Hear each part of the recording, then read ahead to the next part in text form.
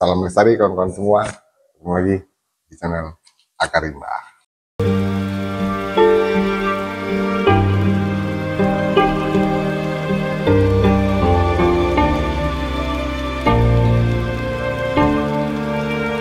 Channel yang kontennya makin lama makin random.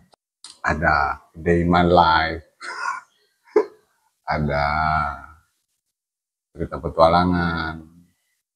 Sekarang saya lagi merecycle kembali kisah perjalanan 7 hari 6 malam tersesat di Gunung Merapi tahun 2001, dan kadang-kadang nyempil ke konten-konten kritik sosial, politik, atau kondisi negeri ini.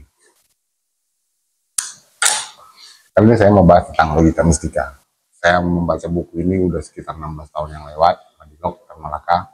Itu ketika saya tergabung di salah satu sebuah organ pergerakan mahasiswa, tapi ekstra kampus. Dan organisasi ini sebenarnya masih ada turunan-turunan dari organisasi gerakan mahasiswa pada tahun 98-99, menggunakan logika-logika Karl Marx dengan untuk menjadikannya sebagai sebuah pisau analisa. Begitu juga dengan membahas STAN. Gitu.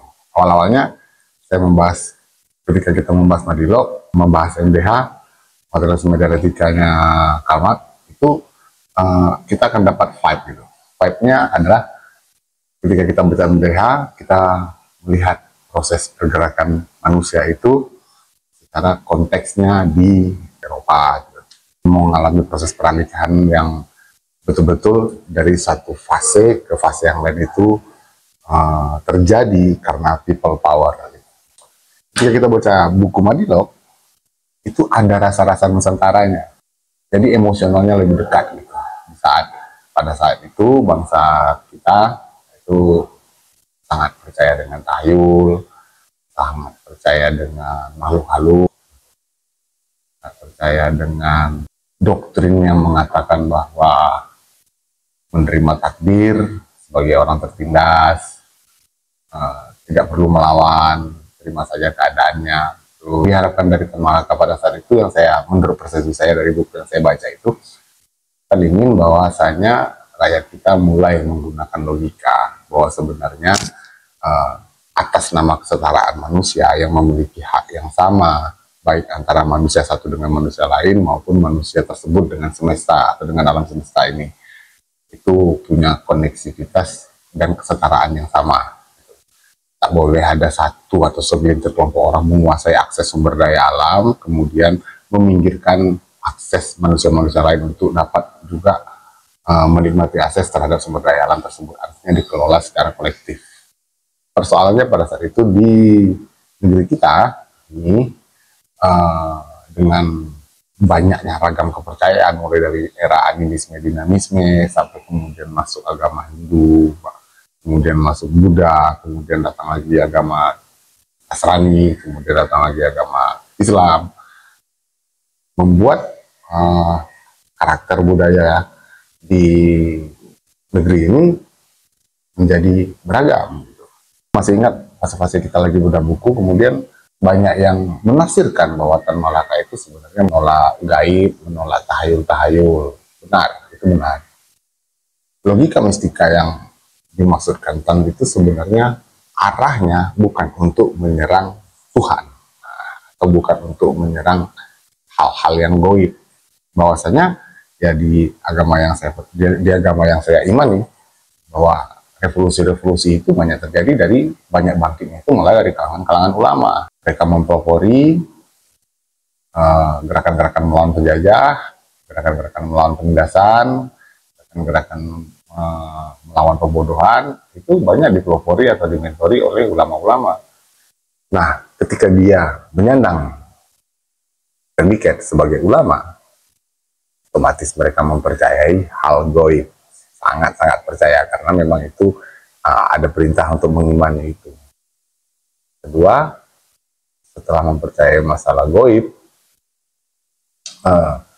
ulama juga mempercayai masalah sihir. Karena dalam risalah Nabi juga pernah bercerita atau berisalah tentang persoalan sihir.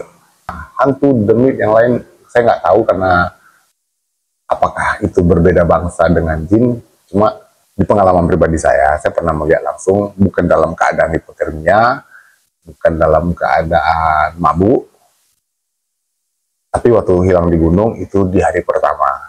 Istilahnya karena saya main ke hutan itu tidak sekedar main ke gunung, tidak sekedar main ke hutan, saya menempuh proses pendidikan panjang, saya ikut proses dalam proses pelatihan pecinta alam, dan saya percaya di hari pertama itu kita masih dalam kondisi prima, artinya belum mengalami halusinasi, dan saya melihat ada sosok itu, saya melihat ada sosok gaib itu, ada yang berbentuk sosok hitam, dan juga ada yang berbentuk sosok perempuan. Itu kondisinya dari hari pertama, tapi kalau mungkin dari ketiga, hari keempat kejadiannya mungkin boleh saja itu dibilang halusinasi. Nah, persoalannya adalah di agama kita nggak dijelaskan. Nah, di agama Islam tidak dijelaskan bahwasanya yang gaib itu bernama lembut, bernama demit, bernama hantu. Kita diberitahu dalam agama yang diimani ini adalah bahwa bangsa jin itu benar-benar ada, dan dia berusia lebih tua dari bangsa manusia. Makanya ada ayat yang menjelaskan bahwasanya tidak akan kujadikan jin dan manusia semata-mata hanya untuk menyembah kepadaku. Artinya apa? Artinya jin pun itu menyembah pada Tuhan yang kita imani, yaitu Allah Subhanahu Wa Taala. Saya sebenarnya targetnya adalah agar memahami logika mistika, bukan hanya dengan pergi ke kuburan terus membuktikan bahwa hantu itu tidak ada. Ya it's okay, itu tidak ada masalah. Terus orang yang menjual garam rupiah, saya juga tidak sepakat. Karena nggak ada ulama yang mengajarkan, dan apalagi tujuannya untuk memperkaya diri. Tapi saya percaya pada yang goib, saya percaya bangsa jin itu ada. Saya percaya bahwa dalam dimensi yang kita duduki sekarang ada lapisan-lapisan dimensi lain yang juga dihuni oleh makhluk-makhluk yang berbeda. Saya mempercayai itu atas dasar keimanan yang saya miliki. Apakah dengan demikian saya berada dalam fase logika mistika? Saya berani pastikan saya tidak berada dalam logika mistika. Kenapa? Mau seseorang itu percaya tahayul, mau seseorang itu percaya dengan sihir, mau seseorang itu percaya dengan goib, hantu dan sembunyi.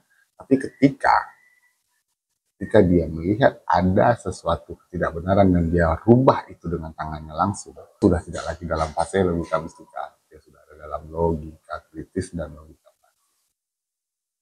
Bahwa yang logika mistika yang dimaksudkan oleh Malaka adalah ketika muka agama kah itu orangnya, atau doktrin budayakah itu namanya, yang membuat manusia tersebut kehilangan eksistensi diri dia sebagai manusia yang berkehendak bebas, berhak menentukan segala sesuatu yang menjadi sub-sub pokok dalam kehidupannya. Seperti misalnya contoh simpel aja, buktinya kita sekarang dalam fase logika mistika adalah ya kita punya tanah, kita beli tanah, terus di bawah tanah tersebut ditemukanlah kandungan gas dan mineral, atau lebih simpelnya ditemukanlah harta peninggalan masa lalu yang harganya luar biasa tinggi, tiba-tiba diambil sama negara. Alasan ini adalah milik negara. Terus kemudian ketika orang-orang berjuang untuk mempertahankan tanah pertaniannya, mempertahankan tanah adatnya, kan? Tapi ketika mereka melawan, artinya kesadaran mereka sudah di atas. Walaupun mereka masih mempercayai tahayul, walaupun mereka masih mempercayai mistik. Lagi api perlawanan dia terhadap ketidakadilan, terhadap penindasan itu terus menyala. Kalau mau dibilang logika mistika, ya saat ini kita semua sedang berada dalam logika mistika. Contohnya, ya proses pembodohan kan masih terus berjalan. Kita masih percaya pada sistem pendidikan, pengelolaan pajak yang luar biasa. Logika mistika nggak sempit itu. Logika mistika adalah ketika pikiran kita merdeka dan kita paham bahwa ternyata akses kita terhadap sumber daya alam yang tersedia di negeri ini itu adalah hak bersama. Negara mengelola tujuannya adalah untuk kepentingan seluruh rakyat.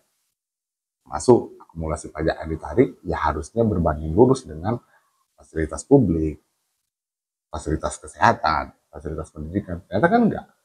BPJS pun tiap bulan kita bayar kan.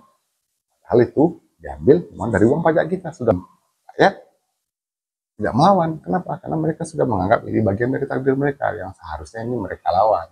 Logika mistika ketika mereka tidak melawan.